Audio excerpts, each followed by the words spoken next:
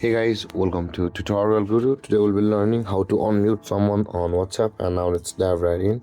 Now to unmute someone on WhatsApp, first open up your WhatsApp on your phone, and after that guys, open the chat box of the person whom you had muted on WhatsApp. You can see the muted sign will be available for us at the right side of that chat box. Open that, and after opening the chat box guys, at the top of the screen you can see there is that person's name. Tap on the name of that person and you will be able to view the notifications and sounds option available for us. Tap on notifications and sounds, and this kind of mute notifications option will be available for us on the toggle icon of the green. Now to turn off mute or unmute that person, tap on the toggle icon, and when that toggle icon turns to gray, that person will be unmuted on WhatsApp. And then guys, this is how to unmute someone on WhatsApp.